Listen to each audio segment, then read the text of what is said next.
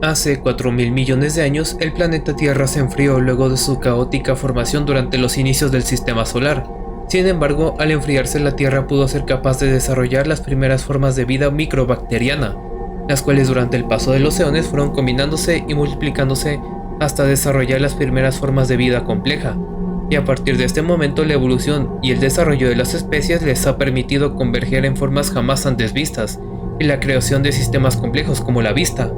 Por no decir que algunas especies poseen el equivalente a superpoderes, desde tener una excelente vista nocturna hasta la habilidad de correr sobre el agua, pasando por el milagro del vuelo y convergiendo en la creación del juego social. La vida se abre camino por la evolución, y de eso tratará el video de hoy. Yo soy Pericia M, y esto es Vida Singular.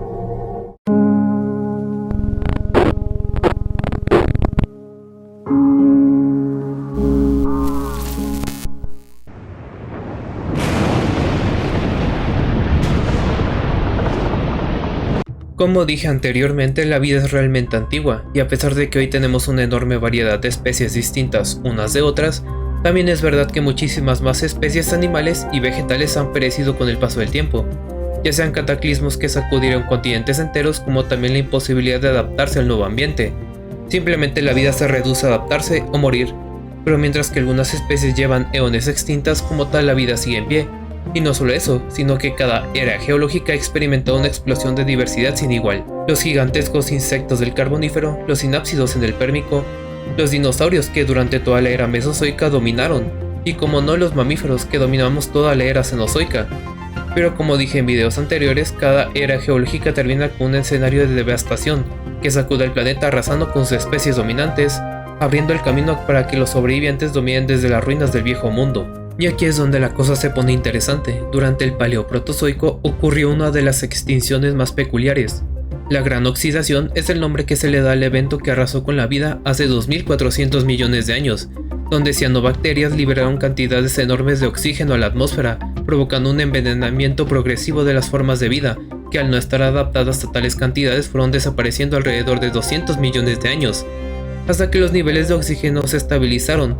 Pero como dije antes, esto dio paso a las nuevas formas de vida, que se adaptaron al oxígeno y dejando una marca que hasta la fecha perdura. Ahora nos remontamos hace 419 millones de años. Durante el Devónico existía una clara dominancia de los peces en los océanos. Sin embargo, a partir de esta época comenzaría una especie de movimientos continentales que culminarían con la creación del supercontinente Pangea, no sin antes provocar cambios significativos en la vida marina. Y es que resulta que la vida marina es especialmente frágil a los cambios de temperatura y sobre todo a los cambios de corriente, por lo que el 85% de la vida marina, que cabe recordar era el ambiente dominante de la época, desapareció sin dejar rastro alguno. Mientras que los que pudieron salir del agua evolucionaron a los primeros anfibios, también las plantas fueron muy beneficiadas de este cambio, ya que aquí es donde surgirían las primeras plantas productoras de semillas. Una vez terminó el movimiento de los continentes convergiendo en el supercontinente Pangea en el periodo Pérmico, la vida ya era lo suficientemente variada como para estar diversificada entre el mar y la tierra. Y como dije antes, esta fue la era de los sinápsidos, quienes fungían como los depredadores dominantes de los aún primitivos reptiles. Sin embargo, Pangea era un continente inestable debido a enormes extensiones desérticas que eran prácticamente inhabitables, y sobre todo el constante vulcanismo siendo este el principal culpable de provocar la gran mortandad.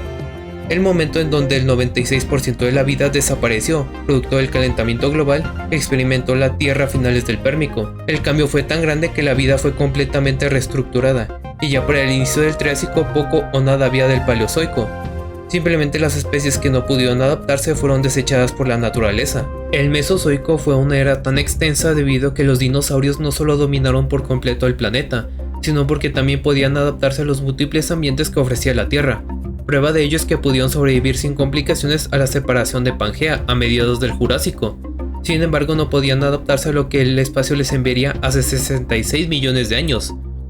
Yucatán, México, hace 66 millones de años, el asteroide de Chicxulub impactó con la corteza de la Tierra, generando una cadena de acontecimientos que sacudieron al planeta, desde terremotos magnitud 11, la mayor registrada en la historia, pasando por super tsunamis que arrasaron con las costas, y culminando con un invierno volcánico que oscureció el planeta durante una década, envenenando los océanos e impidiendo la fotosíntesis. Pero con la caída de los lagartos terribles fue que los primeros mamíferos comenzaron a diversificarse y desarrollarse hasta ahora. por lo que es muy buen tema de análisis observar cómo la vida, a pesar de ser frágil en muchos aspectos, ha sido capaz de sobrevivir a auténticos cataclismos. Sin tecnología ni herramientas, simplemente la vida se abre camino ante la adversidad. Y así como unos pequeños roedores sobrevivieron a un asteroide, hoy en día también los animales se adaptan a nuestro estilo de vida. Por más que la mancha urbana crece, la vida se abre camino.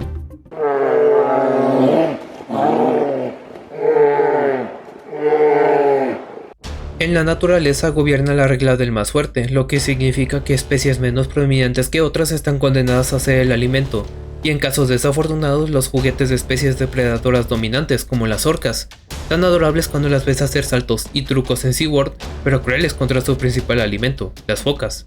Pero ni siquiera formar parte de la especie dominante es garantía de éxito. Prueba de ello son las crías, completamente indefensas por su propia cuenta y el menú favorito de los depredadores. Simplemente a la vida no le importan tus sesgos moralistas, en la vida salvaje es comer o morir. Y si eso implica acabar con un recién nacido, así será. Pero allá afuera existen innumerables ejemplos de especies que se han perfeccionado para acabar con el espécimen más débil del grupo. Desde tiburones prefiriendo atacar ballenas jóvenes o muy ancianas hasta el clásico caso del individuo que se queda atrás de la manada. Y si te pones a analizarlo, la vejez es algo casi imposible de ver en la naturaleza, puesto que un animal que ya no puede correr o defenderse como en su juventud es presa fácil. Pero eso no queda en mamíferos o reptiles, sino también en aquellos insectos sociales de la naturaleza, en concreto hormigas, termitas y abejas. Ya todos sabemos el trato preferencial que reciben las reinas de estas colonias de insectos. Lo que casi nunca se cuenta es que una vez la reina envejece y es incapaz de producir más huevos, esta será condenada a un destino cruel, donde a menudo serán utilizadas para alimentar a las larvas, y en el caso de las abejas, exilio. Así que ya te imaginarás lo pleno que será vivir a la intemperie, rodeado de depredadores listos para comerte, y con la mitad de tus sentidos funcionando a duras penas. Y de hecho los humanos tampoco estuvimos exentos de este tipo de vida, ya que antes de construir las ciudades enormes que hoy rigen al planeta, los humanos éramos errantes recolectores y cazadores. Sin embargo, a diferencia de otras especies con sentidos súper desarrollados que pueden detectar presas a la distancia o cazar de formas más efectivas, nosotros estábamos genuinamente en dificultad pesadillesca, una vista nocturna pésima, sentido del oído mediocre y correr sobre dos piernas, mientras que los depredadores dominantes impulsaban sobre cuatro, por no decir que estaban decoradas con garras afiladas. Si te pones a analizar, es casi un milagro que los humanos conquistáramos el planeta, estando en desventaja tan extrema frente a los monstruos de la naturaleza.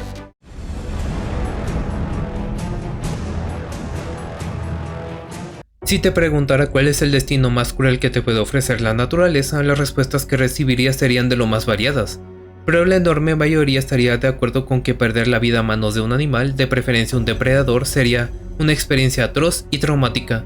Y de hecho esto es lo que más o menos padeció Timothy Treadwell, un activista de origen estadounidense quien abogaba por la protección de los osos, con la singularidad de que este solía acercarse mucho a los osos grizzly, hasta generar confianza, hasta que un día durante la época de invernación de los osos, Timothy decidió acampar junto con su pareja cerca de la reserva natural de Katmai. Sin embargo, lo que ocurrió le quitaría el sueño a cualquiera, y es que uno de los osos que aún no lo reconocían empezó a atacarle con el fin de devorarle, con la salvedad de que antes de que el ataque empezara, el activista empezó a grabar al oso, y sin querer queriendo, terminaría grabando su atroz y cruel final. Y lo peor fue que el piloto responsable de recogerlos encontró el campamento destrozado, y encargados de la reserva natural recopilaron sus restos de los osos que acabaron con su vida. Si bien lo que te acabo de decir es bastante crudo, no se compara el proceso de caza de los cocodrilos del Nilo, los cuales al no poder consumir a su presa completa utilizan la estrategia del giro de la muerte, consumiendo por partes a su presa. ¿Y qué me dices de las águilas arpías que utilizan sus afiladas uñas y su pico especializado para remover el tejido con tal arte que al final sus nidos lucen como una terrorífica canasta de huesos de múltiples especies? Pero unos pequeños especímenes se llevan el dudoso honor de tener los destinos más crueles de la naturaleza. A menudo la gente tiene un alto pavor por las arañas, debido a esto es que nace el término aracnofobia. 8 patas, colmillos y un abdomen gigantesco en comparación al resto de su cuerpo. Pero lo más característico de estos seres es la estrategia de la tela de araña, con la cual atrapan a desprevenidas víctimas para inyectarles un veneno paralizante, pero sobre todo enzimas digestivas, las cuales se encargarán de disolver el interior del insecto hasta convertirlo en una cáscara vacía y sin vida, repleta de nutrientes que la araña utilizará para alimentarse. Pero siguiendo con la temática, ¿por qué no mencionamos a los insectos parasitarios?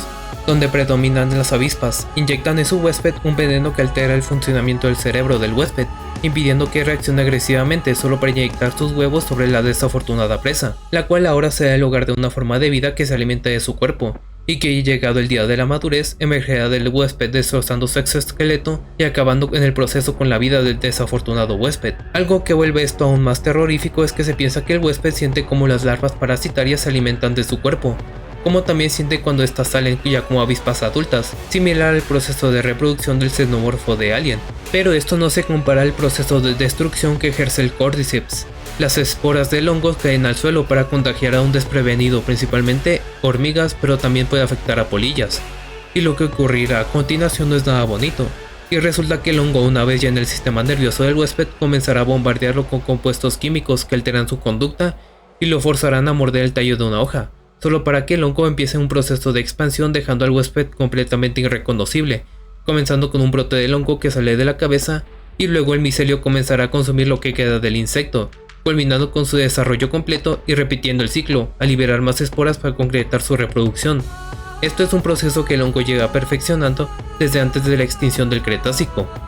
La vida es el milagro más grande del universo, debido a que es la culminación de procesos y eones de desarrollo a lo largo de la existencia. Sin embargo, también la vida puede llegar a ser cruel o despiadada, más que nada porque nos guste o no, dilemas morales y éticos pasan a un segundo plano cuando se pone la supervivencia en juego. Y así como las especies tienen que luchar por el derecho a vivir, comer y reproducirse, también tienen que adaptarse a los cambios en el ambiente, los cuales pueden causar incluso más daño que cualquier superdepredador. Prueba de ello fue el megalodón, un depredador tan especializado y efectivo que desapareció producto de la reducción de las temperaturas en el océano a finales del Piloceno, y así como también debido a la creciente expansión de la mancha urbana se podría estar gestando una nueva extinción masiva. Pero yo fui PeriCM, si te gustó este video no olvides dejar un like y suscribirte para no perderte mi contenido. Y sin nada más que decir, hasta la otra.